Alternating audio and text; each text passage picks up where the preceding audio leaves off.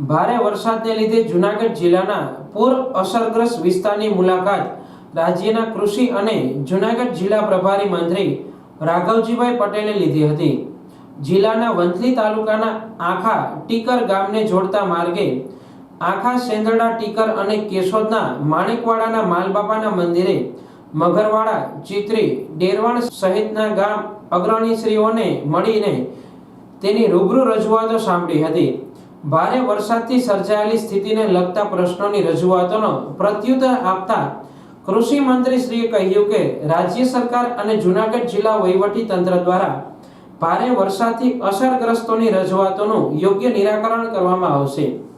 ખેતરમાં ઊભા હતા તે પાકને થયેલી નુકસાની, ખેતરોનું ધોવાણ, ભારે વરસાદથી પ્રભાવિત થયેલા માર્ગોની મરામત વગેરે પ્રશ્નો ઉકેલવા માટે જૂનાગઢ જિલ્લા વહીવટી તંત્રના અધિકારીશ્રીઓ સાથે સંકલન કરવામાં આવશે।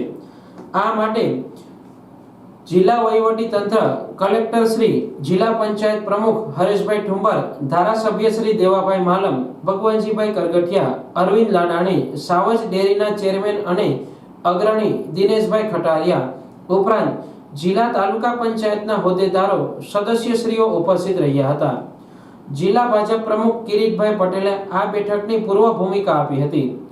જૂનાગઢ સર્કિટ હાઉસે યોજાયેલા આ બેઠકના પ્રારંભે ધારાસભ્યશ્રીઓ અને અગ્રણી હોદ્દેદારોએ મંત્રી શ્રી રાઘવજીભાઈ પટેલનું સ્વાગત કર્યું હતું।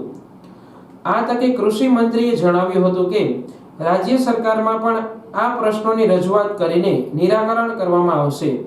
તેમણે ઘેડ પંથકના લોકોની વ્યથાને વાચા આપતા કહ્યું કે આ વિસ્તારના નાગરિકોને ચોમાસામાં વિપરીત પરિસ્થિતિનો સામનો કરવો પડે છે। આ સમસ્યાઓના ઉકેલ માટે રાજ્ય સરકાર કૃતજ્ઞ છે। ઘેડ પંથકમાં પાણી ભરાઈ જવાના પ્રશ્નનું કાયમી નિરાકરણ આવે તે માટે સર્વે સહિતની કામગીરી કરવામાં આવી રહી છે। આ સમસ્યાનો વહેલી તકે ઉકેલ આવે તે માટે રાજ્ય સરકાર દ્વારા તમામ પ્રયત્નો કરવામાં આવી રહ્યા છે। ભારે વરસાદથી અસરગ્રસ્ત વિસ્તારોની મુલાકાત દરમિયાન મંત્રીશ્રીએ તેમના આ પ્રવાસ દરમિયાન માર્ગમાં આ વિસ્તારની ભૌગોલિક સ્થિતિ વિશે વિગતો મેળવી હતી। વધુમાં જણાવ્યું હતું કે સંપર્ક વિહોણા ગામડાઓને વાહન વ્યવહાર શરૂ કરવા પ્રાથમિકતા અપાશે। પાણી ભરાવાના વર્ષો જૂના પ્રશ્નોની ચર્ચા કરવામાં આવી હતી।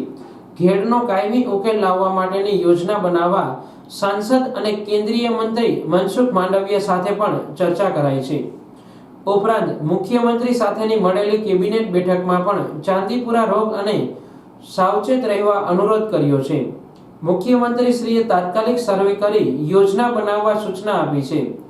આ તકે કેશોદ, વંથલી, માંગરોળ, માણાવદરના ઘેડ વિસ્તારમાં તમામ ગામોની રજૂઆત પણ સીએમને કરવામાં આવી છે, જે માટે તાત્કાલિક પગલાં લેવા મુખ્યમંત્રી ભૂપેન્દ્રભાઈ પટેલે જણાવ્યું છે કે જેના માટે વહીવટી તંત્રને પણ સૂચના આપી દેવામાં આવી છે।